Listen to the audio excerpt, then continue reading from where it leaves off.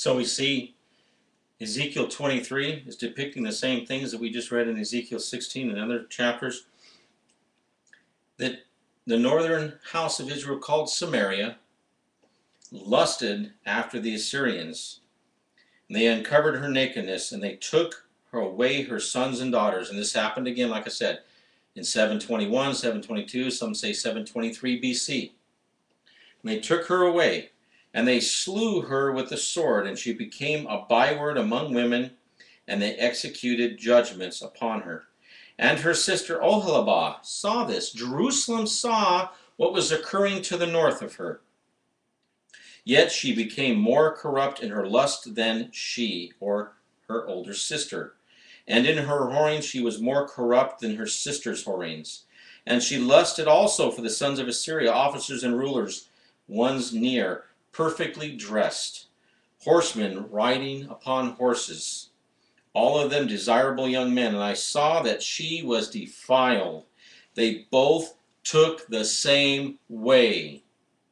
But she increased her whorings, and she looked at men carved on the wall, images of Chaldeans portrayed in red, girded with belts around their loins, flowing turbans on their heads, all of them looking like officers, like the Babylonians of Chaldea, the land of her birth. Where was Israel or Jerusalem's birth? The Israelitish nation? It was from Babylon. Abraham, the Amorite, and the mother, the Hittite, the land of their birth. As soon as her eyes saw them, she lusted for them, and she sent messengers to them in Chaldea. And the Babylonians came unto her in the bed of love. Who was it that invited all of the rulers of Babylon and saw all of his treasures in his house? It was Hezekiah. Hezekiah, after he was given another 15 years, through the prophet, was corrected, was shamed that he allowed these men to come in and see everything in his house.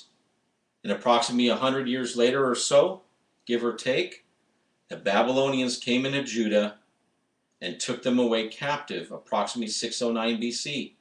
And yet Hezekiah says, as long as it's going to be good in my day. He wasn't concerned about his sons. And the Babylonians came unto Jerusalem in the bed of love. They defiled her with their whorings, and she was defiled by them, and being turned from them in disgust. And she uncovered her whorings and uncovered her nakedness. Then I turned my soul from her in disgust, as my soul turned from the northern tribes, or Samaria, in my disgust. And she increased her whorings, remembering the days of her youth, when she whored with the Egyptians. See, this isn't something new. There's a woman, a nation, that is whored with all the nations of the earth. And yet people say that America is Babylon the Great? How can we not see, brethren? How can we not see with biblical eyes and biblical ears and a biblical heart that Yahweh is talking to his bride? He's not talking to a Western nation. Sure, we're defiled. Granted, the music, the economy, the way, the system of greed, the way of get. It is terrible, brethren. I don't argue that. But when once did America ever pass laws? Tell me one time that America has kept the Sabbath as a nation. The seventh-day Sabbath. Never. Deuteronomy 28 and Leviticus 26 were written to Israel, blessings and cursings. And yet somehow we use replacement theology to say that America is Babylon the Great? How dare we? This is Yahweh speaking to his bride.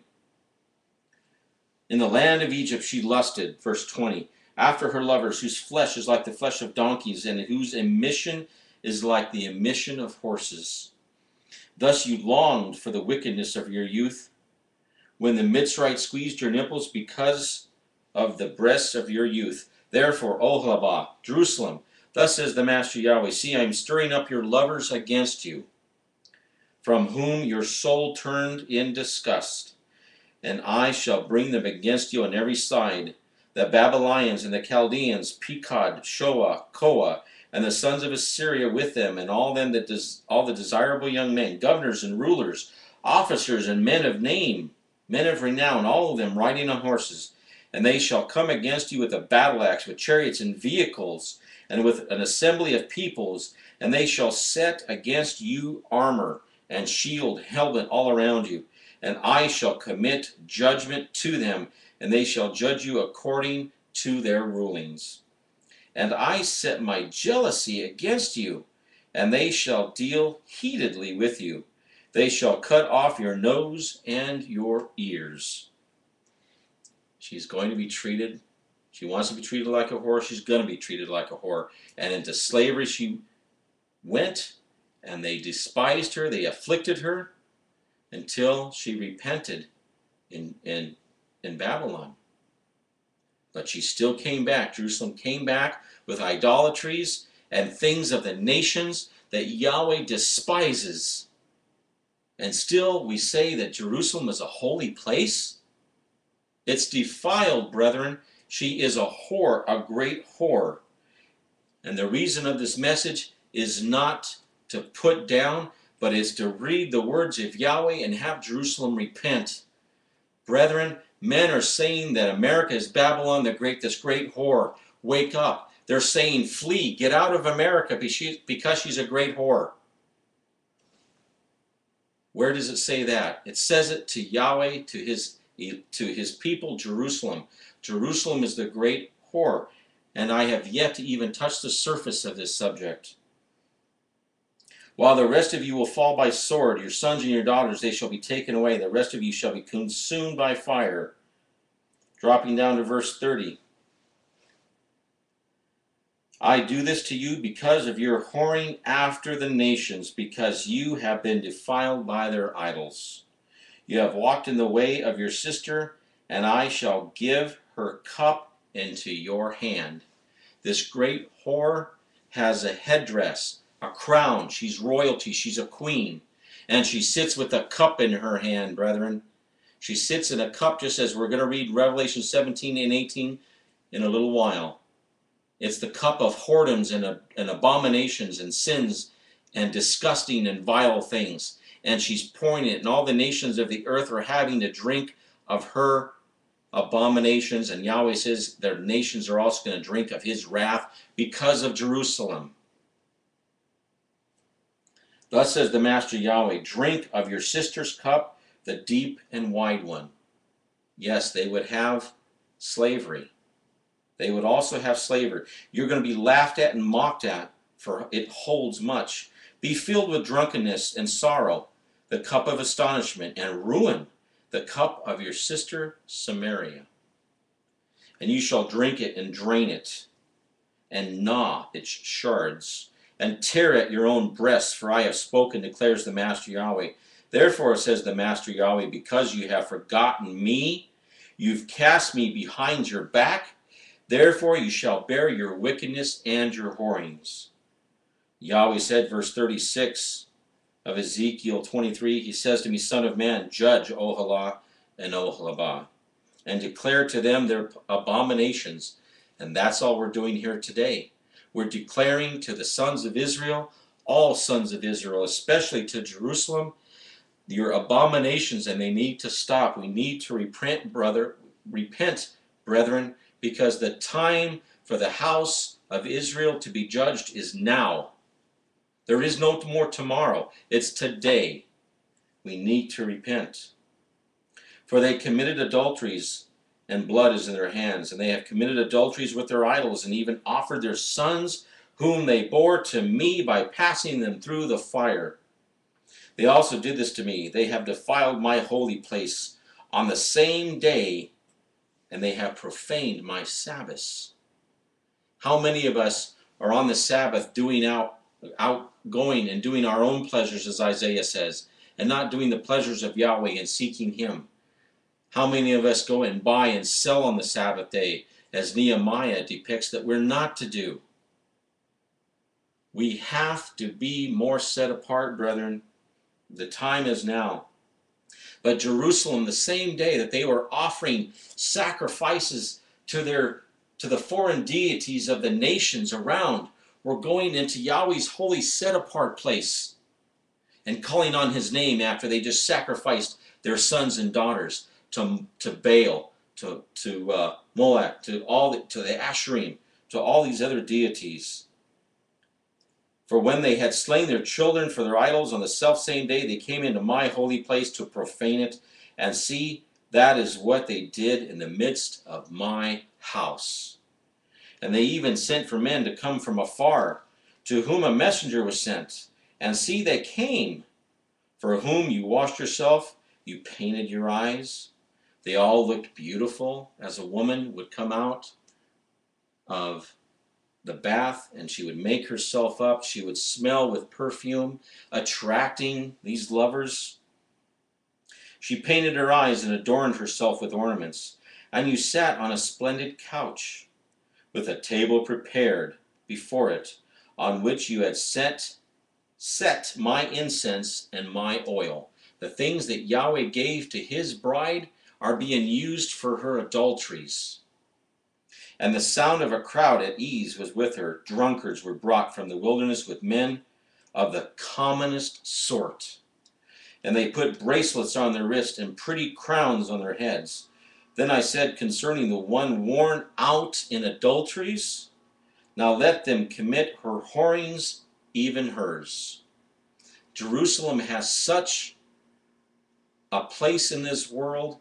She is supposed to be a light to the nations, the Gospel of Matthew says. She's supposed to be a light, an example, as it says in Exodus chapter 19, verses 5 and 6. As it says in 1 Peter, we're supposed to be a light, an example, and this is supposed to be our trainer of how we're supposed to act and conduct ourselves. And yet, Israel, Jerusalem, threw it behind their backs, thinking that they know more than the Most High. They don't behave properly. They act as a whore. They are not the light to the world. And Yahweh has a great condemnation coming. Then concerning the one in her own whorings, verse 44, and they went to her as young men go to a woman who is a whore. Thus they went to Oholah and Oholabah, the wicked women.